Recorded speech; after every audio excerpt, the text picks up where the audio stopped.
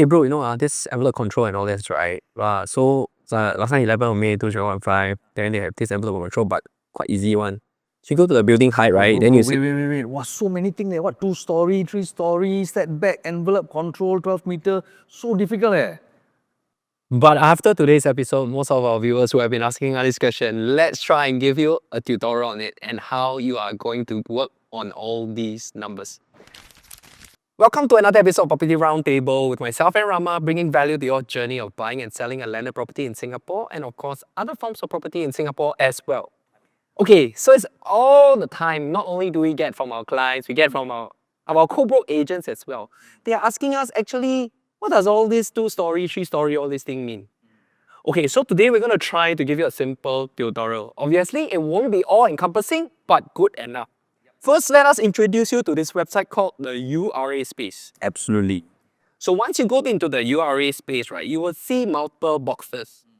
So all the boxes you should do is you click on the Explore Development site. Nice. So I'm going to type something, but this address is going to be like masked because I can't give this place away.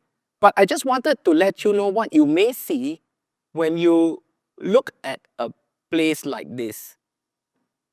So typically when you go into the URA master plan, you will see the URA website, you will see this. You have a location. Alright. So if you tap top left, right, if you go into land use planning, you look at the master plan. So when you open up the master plan, you'll see that this color is residential. Yep. But it doesn't mean anything because it's just residential. It just shows you that it's for residential. So the next thing that you need to know is you need to go to control plans and you scroll to the landed housing area and there you go. You will see that this is a 2-story envelope mixed landed, Nice. right? So other than 2-story envelope mixed landed, you may find 3-story envelope mixed landed, or you may find 2-story semi-D. Bro, I need to stop you. Okay, 2-story envelope mixed landed and 2-story mixed landed. What's the difference? No lah. 2-story basically, I will explain later the envelope. But mixed landed, firstly, let's tackle this. Mixed landed means anywhere in this area, right? You could either have terrace, semi-D or detached. Nice. If it's just detached, then it's detached. Okay. If it's semi-D, it's just semi-D. Okay. So you cannot, even with the parameters, build a row of terrace houses. You can't do that. So this, what you see mixed landed means that there could be bungalows, semi-Ds and terraces in this area. So that's what mixed landed means. So what is the one thing that's uniform in this place? What is the one thing that's uniform in this place? It's the 2 stories. So if it's a 2-story envelope, which I will cover later, what's the envelope? There will be some consistency in the planning. Okay. But I want to show you something that is always confusing to a lot of people. And because when they click in, right, they will not see this thing. They will see something else. Okay. I see that you are going to another address. And let's see how that looks like. Okay, here we go. So if we go into this specific address, if we go into control plans, if we were to click landed housing area, you will see that it's blank. Yeah, blank. It's blank, right? But if you were to go into master plan, you realize that it shows a residential of 1.4. Right? It means that there is a plot ratio to this place. Yep. But it is not purely zoned for landed. So that means to say a plot ratio of 1.4 Yes. with no particular zoning. Yes. That means this is still a landed You area. you can build a landed, Ah, but you will have to follow the envelope guidelines. okay. Okay? So it's an envelope guidelines, meaning that if I were to go into envelope control, and I will use terrace house as an example, because there's just too many forms and shape. Yep. But for the envelope control guidelines, you can see that from 11th of May 2015, right? 11th of May is a very important date. A very special individual was born on 11th of May, which myself, but that's in 1979. But they chose this very date, right, to come up with this new envelope control confusion, right? The guidelines that actually caused a lot of people to not understand. Because last time we know it's 2 stories means 2 stories, or 3 stories is 3 stories, right? Then you have a specific control guidelines. But moving from envelope control guidelines, there is this volume design. Volume. Correct. So when you look at volume design, right, under the guidelines, right, the landed housing that is prescribed in a 2-story shall not exceed 2-story or 3-story height control. So if you look at a 2-story height control, you will see on screen that for 2 stories, right, is 12-meter high. For 3 stories, it's 15.5 meters high. But you will notice that there is a 45-degree pitch going all the way upwards. And you can see that there, within this volume, right, as long as you plan within this 15.5 or 12 meters, right, that you are able to do many things. Now, what is the many things? The many things come together in this thing called a mezzanine floor. So some of our buyers are confused. They go up there and say, hey, Harvey, this property is marketed that they say it got 5 floors. 5 floors. Yeah, 5 floors. Like they go see a new build, then they say, This hey, one is the 2-story or 3-story? it's in a 3-story envelope control. But when they go, they see, hey, Harvey, this house got more than 3 floors, ma. It's 3 plus attic also 4. How come they got 5 floors? Because in this requirement of mezzanine floor, right, it's no longer required to keep below 50% of a typical floor plate. So therefore, as you can see, you can insert a mezzanine floor within this 12 meter. You can insert a mezzanine floor within the 15.5 meters. Right. So this confusion that people have, because people always ask, right, probably around the table, they say, hey guys, I want to maximize my house. I want to buy in a place that can build 3 stories, 3.5, 3 plus attic. Nothing wrong.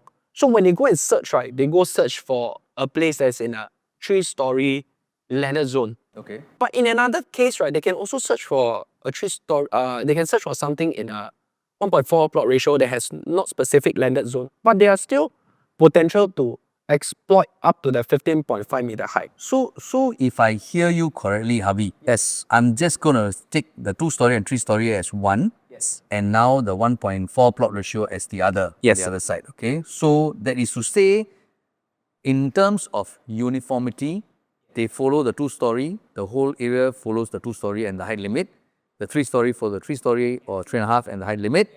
And for the 1.4 plot ratio, how is it? Okay, so the concept behind envelope control, right, is to allow architects to have creativity. Okay. That means inside this box volume, right, Okay. you can free play.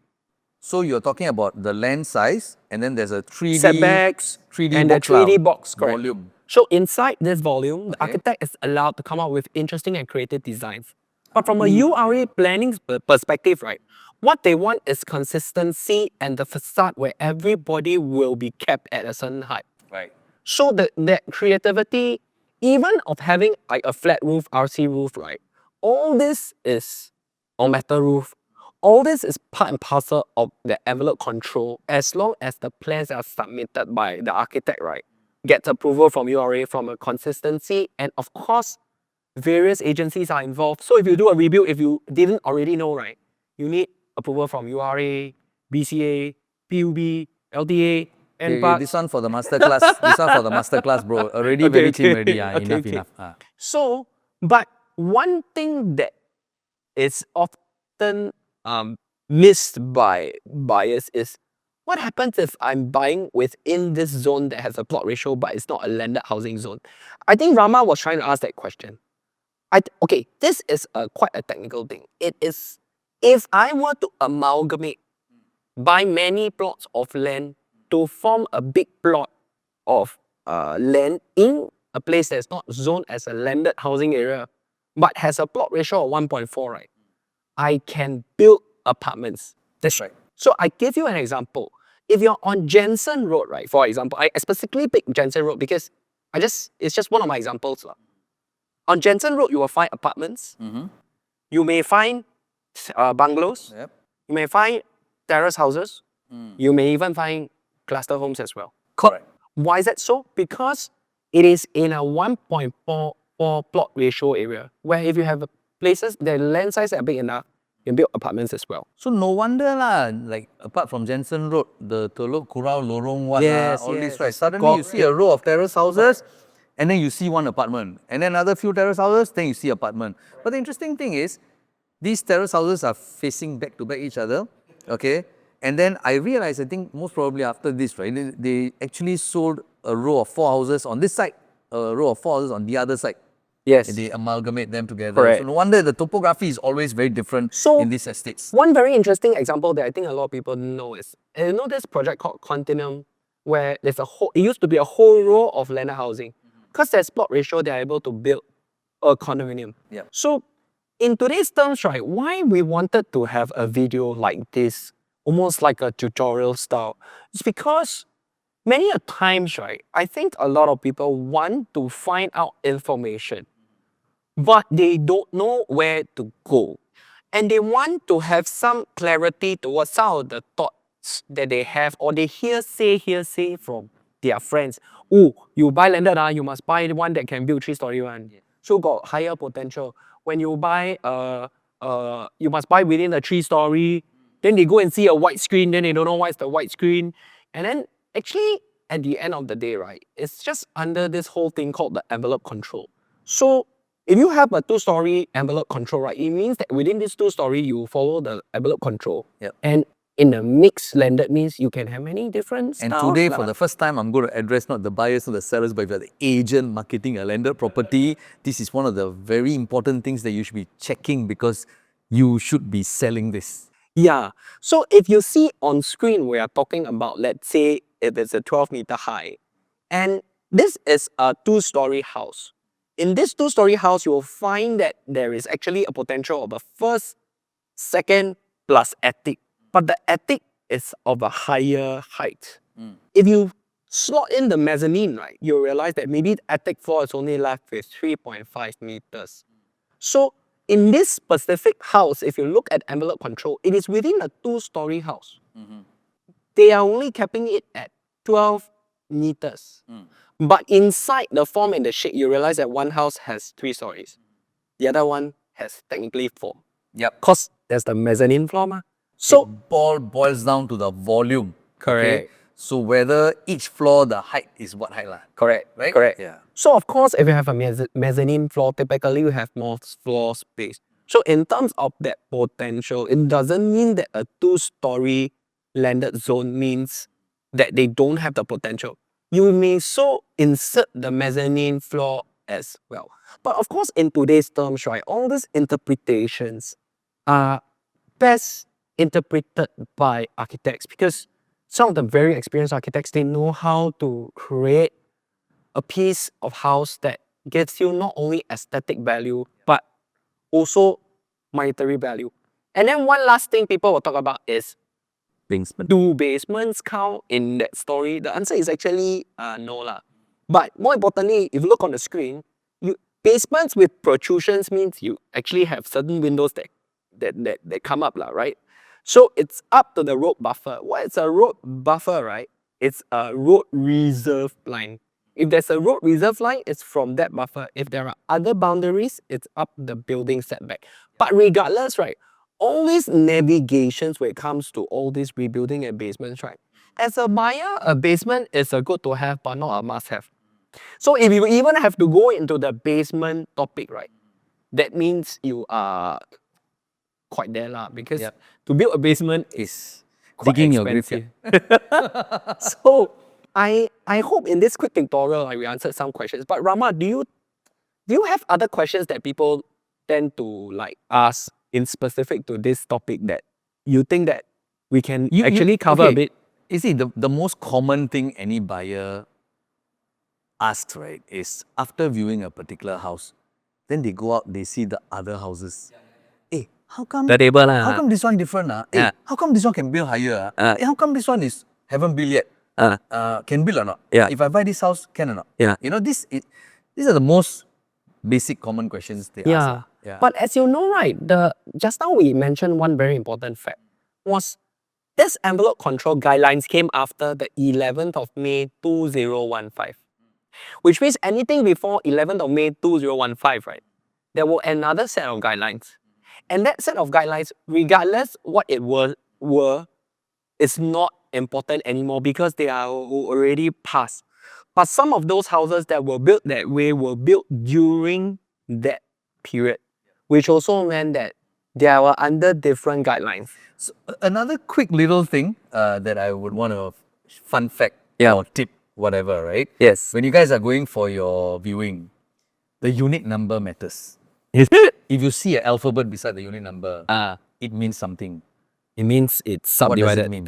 It has been subdivided before. Yes. So that's why the cake became A, B, C, D. Yes, right? correct. So, well, when it can be subdivided, it can also be amalgamated. Yes, Yeah. correct.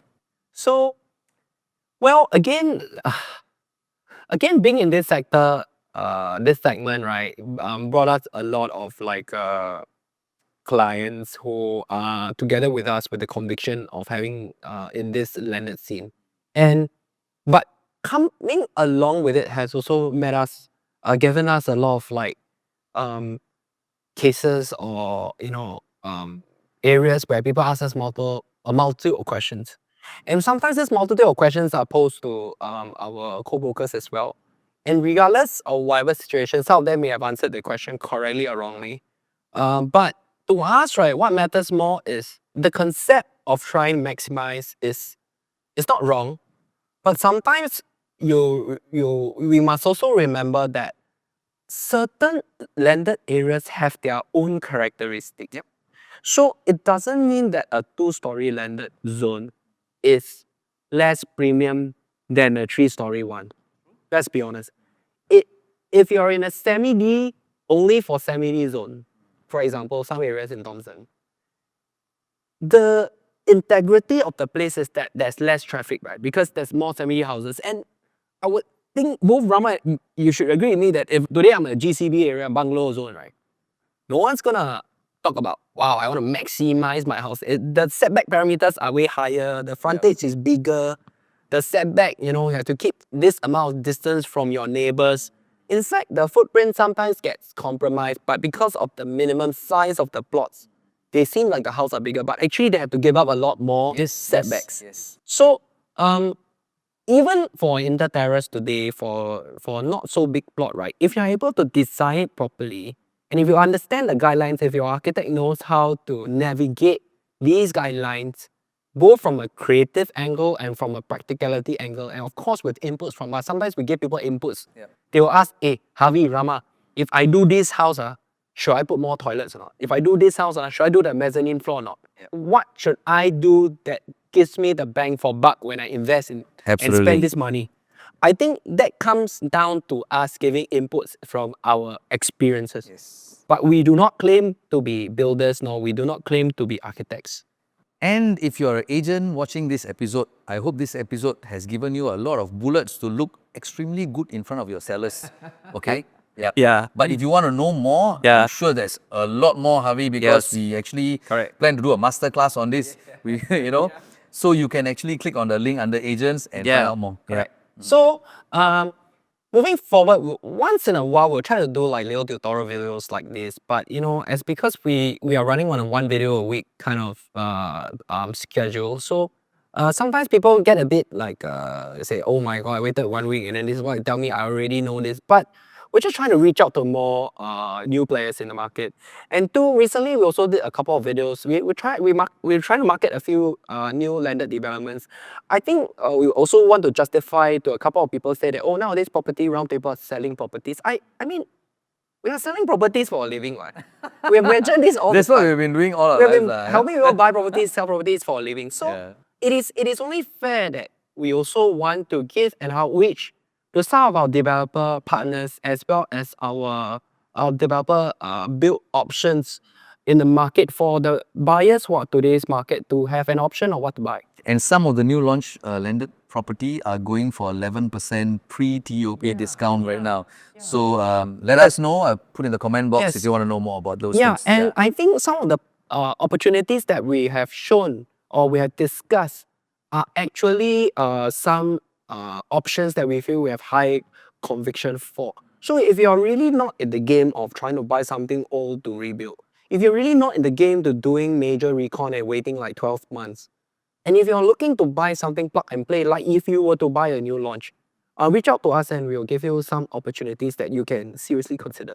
So if you like what you watch for this episode, which could be a bit dry for some people, do like, share, and continue to subscribe and push our channel up so that we can have more like-minded homeowners as well as like-minded realtors who can come together and let's all work together.